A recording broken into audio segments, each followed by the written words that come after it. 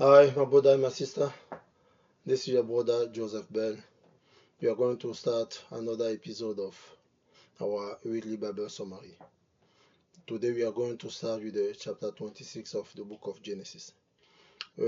As a quick reminder, what we did last time around, especially with the chapter 25, we noticed that at the end of that chapter, something happened because through a deal, because of hunger, because Esau was hungry, and when he came back from the woods, he found that his brother Jacob did a food, a carriage, a vegetable food. So because he wanted so bad to eat that food, he relinquished his birthright to Jacob. That's the end of chapter 25. Now on chapter 26, you see that their father Isaac, because of the famine that was going on at that time in the land, wanted to move over to Egypt. But God appeared to him and told him that do not go to Egypt. Stay in this country where you are. And at that time he was in the area of Gerar in the country of the Philistine. So God told him to stay in that area and that he will be blessed. And we notice that he was so blessed, even though that time was a time of famine, a time of drought, but we notice that he harvested 100 times and he became very, very, very rich. And in that area where he was living with his people, his wife and people, the king was Abimelech. You can assume that this is the son of the previous king Abimelech that ruled during the time of Abraham. So also in that area, he presented himself as the brother of his wife Rebecca, not as her husband. And that was known in that area that these are brothers. Isaac is the brother of Rebekah. Then somehow King Abimelech threw his window over, saw them, Rebekah and his wife, they were playing around. So he noticed that, but this person has been lying to me. This is not his sister, but in fact it's his wife. Then he went to Isaac and he complained about the fact that he lied to them because somebody from their area could have taken his sister, his wife as a wife, and that could have brought the wrath, the anger of God upon them. So Isaac said, no, I didn't want to die, and so on and so forth. So after that, they went together and they decided to make a kind of covenant of peace, a understanding of peace between both of them, because there was strife going on between the servant of King Abimelech and servant of Isaac, especially because of wells. That area was a kind of desert, and wells was at that time a sign of wealth, and was also very, very important because of the fact that those people has a lot of cattle at that time, and they were supposed to be to be given water. So that is that's basically the summary of chapter 26. And they did peace. They made that the agreement between King Abimelech and Isaac. Now we have to say something is that in that previous chapter, Esau, the brother of Jacob, because he knew that the the girl of that area were in abomination to his parents, he took one of them as his wife, and her name was Judith. And now on the chapter 27, Isaac noticed that he about to die. Even his sight was not that good, that more good at that time. So he called his beloved son, who was Esau. And so, you know what, go in the farm, go in the bush, and find get a meat over there, a venison, and bring it back, cook it well as I like, and cook it, bring it to me so that I can eat, then bless you. Then Esau went to the wood to find that animal to kill for his father. But what happened is that his wife, Rebecca, heard when Isaac ordered his son Esau to go to find something for him to eat so that he could bless him. And right away, she called her other beloved son Jacob. Because we have to say that Isaac loved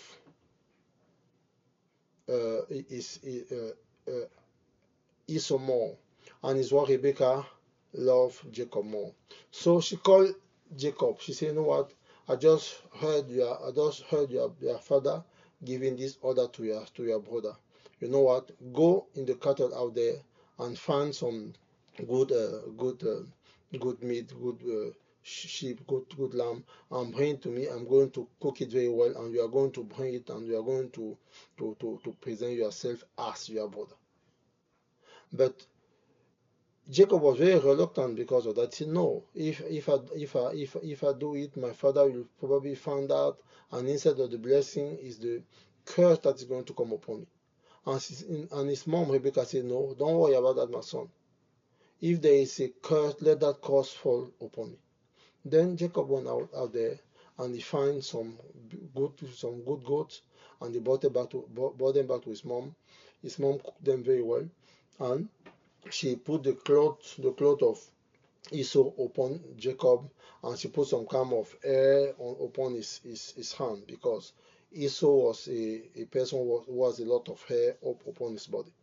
So after doing that, after the food was ready, he brought the food to his father, and he said to his father, "This is me," because we have to point out that at this time the sight of Isaac was not that good. So he relied more on the hearing, on the sound of the voice. So when Jacob went there, he presented himself to his father as his brother Esau. So his father was even surprised that you were so rapid, how you did that so fast. Then he said, "No, that is God who did that to me, who gave me favor to undertake this action very quick." Then he ate the food. He started to touch his son. He noticed that, okay, there's hair on his body, and he even hesitated because of the order. But finally, you know what? What was supposed to happen happened. So he ate the food. It was very good, and he blessed his son Jacob. He blessed him with all the blessings that you can imagine, the blessing that have been given to Abraham, to Isaac, and so on and so forth. The blessing of God. So then, just after that, Esau came back from the wood. He cooked the food very quick and went to his father. And he presented to his father that, "Okay, this is me. This is the food that I brought. Eat and bless me." But his father was surprised. "Who are you?" He was so surprised, so shocked by to find out that he has been duped by his son. But unfortunately, he already poured out his blessing to Jacob. So he said to his son Esau, that, "You know what? I already blessed your son, to your brother. There's nothing that I can do anymore for you." His son started to cry with bitter cry. He said, "No, father, do you have nothing for me? Nothing for me? Do nothing. Do some blessing for me as well." So Esau just said, "You know what? You are going to be the servant of your brother, but by moving here and there, you are going to be able to get yourself out of his authority." So something like that. But he was so shocked. He was so upset about that situation. He was so mad, Esau. So he decided, you know what? That is going. The day of his father are coming. The day where it's going to pass are coming. Then after it's going to pass, he's going to kill his brother. So this is the resolution that he took to finish with his brother. So now we are going to chapter 27. And chapter 27, we notice that in this chapter, she called her son Jacob, and she was aware of the resolution taken by his brother to kill him. So she said, you know what, go out of this place. I mean, we are now in chapter 28, okay, 28. Go to my brother, flee away from here, and go back to my area of origin. Flee over there. Go to the protection of my brother Laban and all my people in Padan Aram. So also his father adhered to that idea, and finally Jacob flee and he moved toward that area. And toward that area, he stopped in the place, and he slept in that place. And in that place, something happened, because he has a vision of a ladder that was reaching the heaven. And in that ladder, the angel were coming coming up and coming down. And when he woke up, he said, "No, this is really a place where God was." Where God was, and he did some kind of offering, some kind of altar in that place, and he called that place Bethel, Peniel, Bethel. He called that place Bethel. So he made a vow to God that, "Oh God, if you bless me, if you protect me during my trip that I'm undertaking right now, where I'm going, sorry, you protect me, you make my trip, my sojourn over there to be successful. Me, I will be faithful to you. Me, I will be your son," and so on and so forth. So that is the summary of chapter 28. 29 now, we see that Jacob arrived over there, and when he arrived over there, he first arrived basically to a well.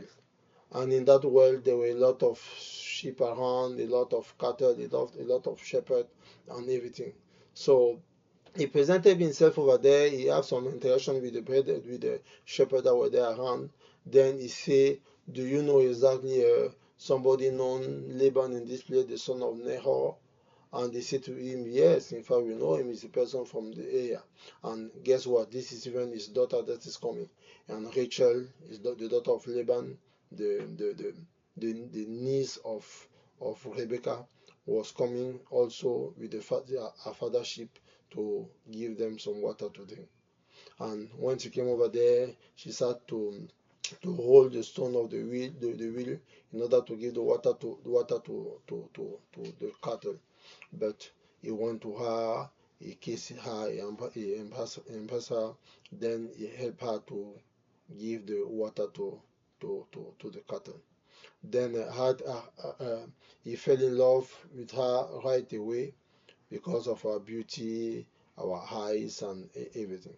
So finally, they went back home, and he presented himself over there. He presented himself that I'm the son of your sister Rebecca, and so on and so forth. So it was a kind of very, very good time, joy, and everything. So they decided now that Jacob is going to live in that area, and they made a deal, because Jacob fell in love with his wife, with his daughter, so his cousin somehow. So Laban said, "Okay, this is what we are going to do. You are going to serve me 7 years. You are going to take care of my business, of my cattle, of my stuff. And after 7 years, my salary for you is going to be my daughter Rachel." And Jacob loved that lady Rachel to the point that he was glad to do that work. And the Bible says that those 7 years just passed by very fast. And at the end of those 7 years, at the time now of giving Rachel to Jacob, they did the ceremony, and now they made him think that the person with whom he's going to sleep that night would be Rachel. But in fact, that was Leah. Leah was the elder sister of Rachel. And also Laban gave as Bilhah a handmaid, a maid to his daughter. So when he slept with her in the morning, he was surprised to find out that, but in fact, the person I'm sleeping with is not Rachel that I was thinking that I'm going to marry, but in fact it's Leah, and he was so upset about it. So he went to Laban and said, "But what have you done to me? You were supposed to give me as a wife Rachel, but now you gave me what was not in the deal. You gave me instead Leah." And Laban replied to him that, "Look, in this area, it's not our custom to give out as a wife a a, a sibling while she has a elder sibling." So he said, "You know what? This is our custom here. So what I've asked you to do is just to serve me another 7 years. After that 7 years, you have Leah. But in fact, just enjoy your honeymoon with Leah for a week. After, I'm going then to give you Rachel. But you are going to work 7 more years for her. So even though he wasn't happy, he had no choice than to accept it. So he didn't love her. He didn't love her. He loved instead Rachel. But what happened is that, and he gave both of his daughters, he gave them some maid. He gave Bilhah and Zilpah.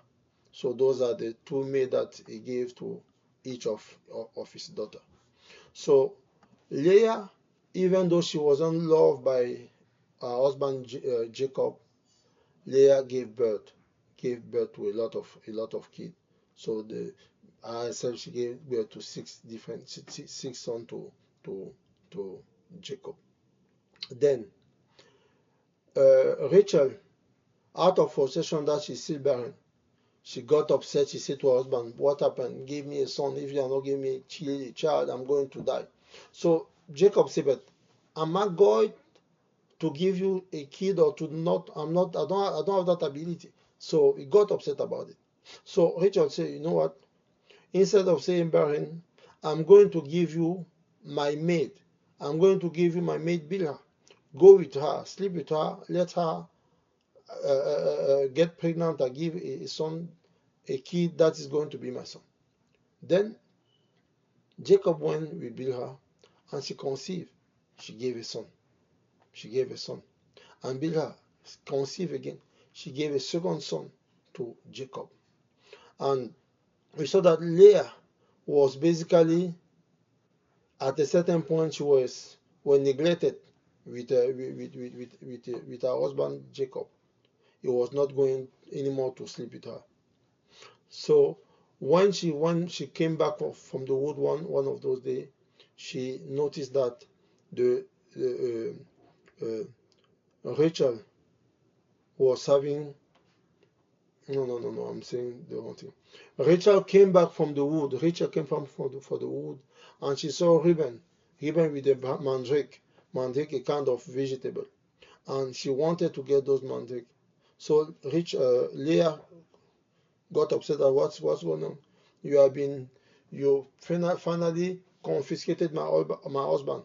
I have no more intercourse with him, and now you want also to grab the food of my son. And Rachel said, "You know what? Let your son Reuben give me those vegetables, and I'm going to allow you to sleep with our husband tonight." And that was the deal that was done because of the food. And when Jacob as well came back from the wood, Leah went to him and said, "You know what? Tonight we are sleeping together because I bought you today.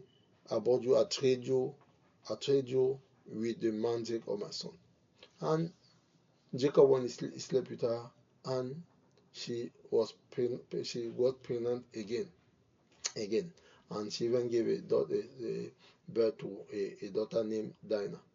So after a while, we notice that God remembered Rachel, who was still barren, and she gave birth to a son named Joseph. Then Laban came to Jacob and said, "You know what? I've been really blessed with you. Since you started to work for me. My flock, my riches, my harvest, everything just went. I got wealthy and wealthy.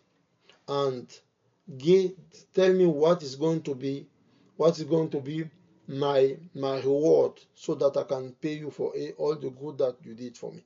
So then Jacob told him that, okay, what we are going to do now is that we are going to look all the flock, and the flock that is going to have just one color, one unique color, is going to be yours. But the flock that are going to have some spots, speckler, rings, and everything are going to be for me. And then they made that deal, and Jacob used a trick. When the cattle were going to drink in the river, he put some kind of mark of vegetable as a I mean, I don't say, I don't know to say it, but you can read the Bible in the book of Genesis 30. The Bible say in 35, and he moved that day the goat that were ring-struck and spotted, and all the goats that were specked and spotted, and everyone that had some white in it, and all the brown among the sheep, and gave them into the hand of his son. So we see that he used a trick to make those goats give birth to the cattle that were not having a unique color, and finally that was the reward that they did according to the deal that they did. So because of that, the majority of cattle, goat, sheep, lamb, bull, and everything, finally went in the hand of Jacob. So out of suddenly Jacob became very rich. He became very, very rich. And okay, I'm going to stop here because I have something to do. We are going to start next time with the chapter 31. Okay, we're going to chapter 31. Just to say that 31, because of that deal, Jacob got basically richer. He got richer than Laban. The son of Laban became very angry. Even Laban decided to talk about it. What this guy has stolen all the good of our parents, all of inheritance, and even their countenance changed. At that time, God ordered Jacob to get out, to gather his family, his good, and to get out. And at that time, Laban was in the woods. So we are going to stop there because of the lack of time. So next time, tomorrow, we are going to start with the chapter 21. May God bless you. Thank you for sharing. Thank you for giving me your suggestion, and be blessed. Amen.